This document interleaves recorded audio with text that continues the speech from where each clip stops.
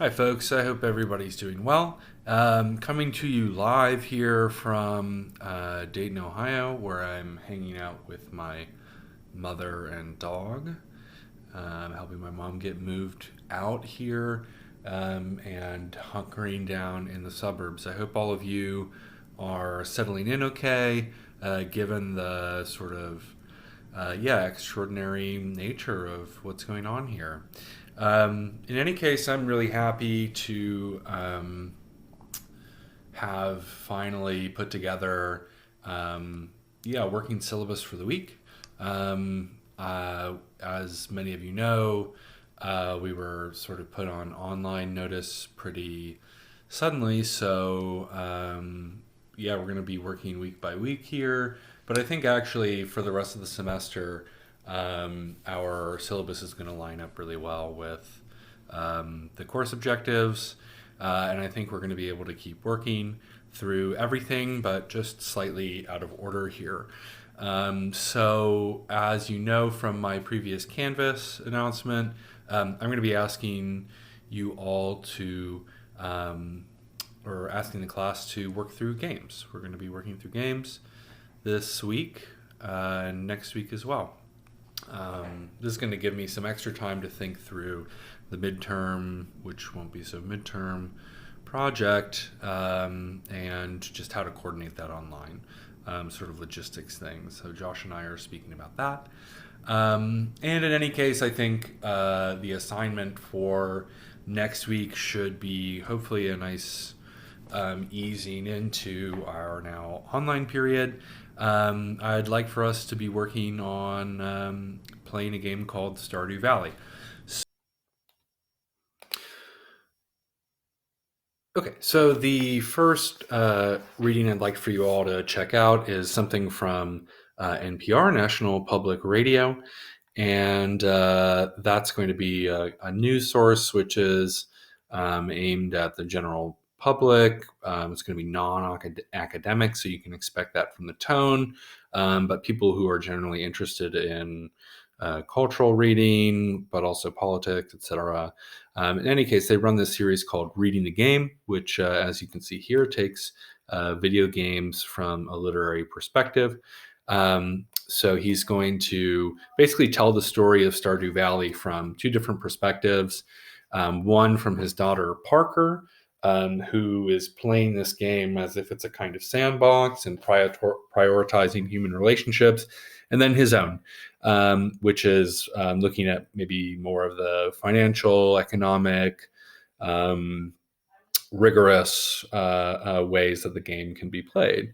And the outcome from this, I think, is really important, or the takeaway for you all, for us, is that we can think about games as we can think about games as not only things which have one meaning or one correct interpretation, right, or one correct way to play them, but rather things that we can pull out of in very different directions, right? And maybe some of you recognize this kind of strategy from literature classes in high school or even undergrad now.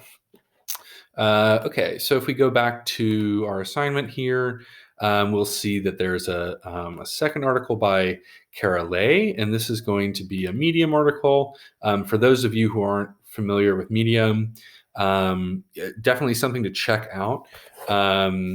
It's sort of a blogging platform, but the sort of standards for publication are not really policed, but a little bit higher than, say, other kinds of blogs. In any case, this is an article that was written for Gamer Jibe. And, there's a lot out there about Stardew Valley and mental health. I thought this one was the most concise, and gives us an insight to, thinking about maybe some of the utility of video games or some of the effects of video games. And I'd also like to use this article to open up a larger conversation about how media and the kinds of systems that we might address questions of therapy or questions of healthfulness, etc. Okay, third is going to be this guy called Gregory Weir. And he operates a YouTube channel called Ludus Novus, which means new games, I believe. And it's going to be called, it's a video essay called Transcendentalism, Gentrification, and the Procedural Reality or Procedural Rhetoric of Stardew Valley. And this is where we're going to start to deal with a little more heavy or do some heavier conceptual lifting. And what I mean by that is we're going to start to get some terms that are going to help us to analyze Stardew Valley. So as you go through this, take a note about this notion of procedural rhetoric. And he's going to cite a theorist called Anne Bogost, who we've read twice already this semester. And Gregory Weir is going to argue through Anne Bogost that video games are simulations of the world. And of course, they can't, as any simulation, it can't represent the entirety of the world. So people who are creating these simulations have to pick and choose what kinds of elements are represented in that simulation. And Bogost and Gregory Weir are going to argue that those choices that game developers make are really important at a sort of procedural or mechanical level. They articulate something about what the game designers are prioritizing. They focus the rhetoric and form the game's argument, if we want to think of. So this procedural rhetoric framework may remind you of Marshall McLuhan's famous statement, the medium is the message, that we reviewed earlier in class, and likewise the David Foster Wallace, this is water. But what they share in common is that the structure of the games, that is, the kinds of interactions that you have, the kinds of decisions that are afforded to you, what's permitted to you, these all have fundamental meaning, right? The same way that Marshall McLuhan would argue that the format of television has a meaning before you insert content in there. So keep this in mind.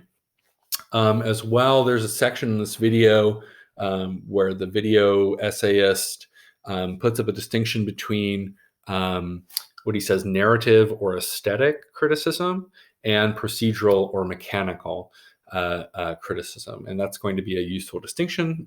We'll go into that a little bit later this week. There's also this riff of the pastoral, which gets called the pastoral, the romantic, capital R, romantic, and the transcendental. And these are all going to be themes that are going to deal with nature. I'll say more about that in our next video, but pay attention to this dynamic between so-called culture, human activity, and nature, ecological activity, and the different sorts of interpretations that come out of these readings here of how those two interact, and morality and ethics as they are regarded. The other thing is intended play. That's going to be the last feature here. Intended play includes not only what narrative asks you to do, but also what the physics of the game permits you to do. So this goes back to the very first reading the game with Stardew Valley. Jason Sheehan goes and plays the game and is going to exercise his financial chops, whereas his daughter is going to go and check out the sewer in the game or something like this, right? What this suggests for us is that we can't just rely on game makers' intentions in interpreting the games. We can actually analyze the entirety of the game and everything that the game's physics engine and its decision tree and interface allows us to do as part of the game as a text. Okay, second to last is this cool book I was actually reading earlier this year called The PlayStation Dream World.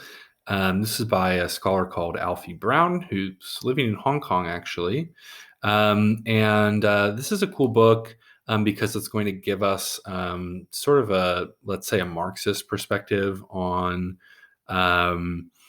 this game here, which is going to be a very traditional reading of literature and something you find going back like 50 or 60 years. So Alfie Brown is actually a player of games. Alfie Brown actually knows many of these games super well, and derives some enjoyment out of games, even like Candy Crush, which seem to be, at best wasting our time, and at worst exploiting our attention in order to generate revenue, right? So I kind of wanted to introduce the class to some of this work through this section here called Cultures of Distractions. And then finally, the second part I'd like for you all to read is this section called Pastoral Dystopia and Apocalyptic Utopia. And we're going to get very quickly into Stardew Valley here. And he's going to reference Farmville, which some of you may know from 2010, but also some of the earlier farming simulators called Harvest Moon. And here we're going to actually use the sort of Marxist framework to understand work and economy as it plays out in this game. Okay, and finally, there's a book here just a short article here called My First Year in Stardew Valley. And just like other, wow, this is really big. Just like other pieces that we've read here, Maddie Bryce, who's an ethnographer and she's also a player of games, really enjoys this game, but finds that we can learn something about the way that it works by critiquing it. So that's something to keep in mind. And so in Maddie's work here, we're going to get some insight into some of her own misgivings about the game, which I think form a pretty good model for the kinds of critiques that I'd be interested in seeing from you all.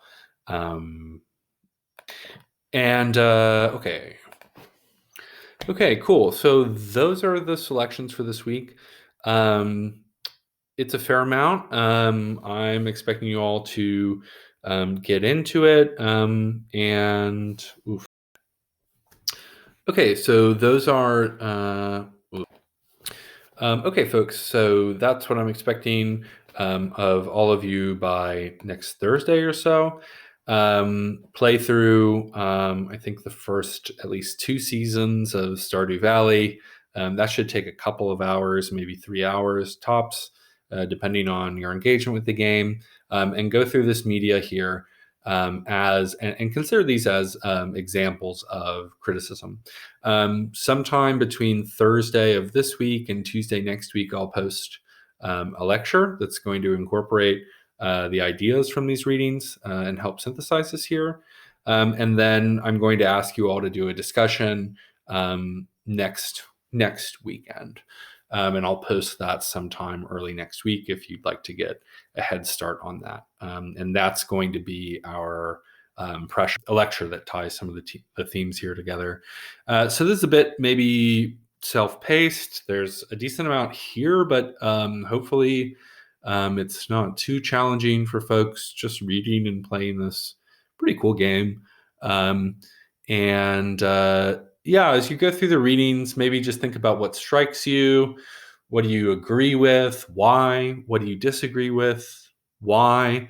Can you think about approaching each reading as its own sort of entity, as something which has its own argument, and try to sympathize with the argument, even though you might feel like you don't agree with it. This is, I find, a really nice way to understand different angles and different critiques.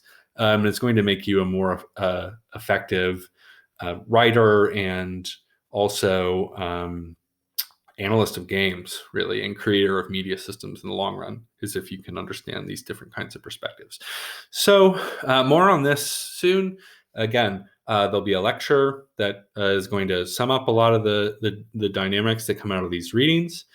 Then there's going to be a discussion post, which will be like worth a pressure project grade. So will require you to take seriously your own criticism, your own critical reflections on playing through Stardew Valley. Feel free to ask questions, I mean, publicly, I think actually I'll open up also a discussion here on Canvas where people can ask questions about the readings or the game or whatever.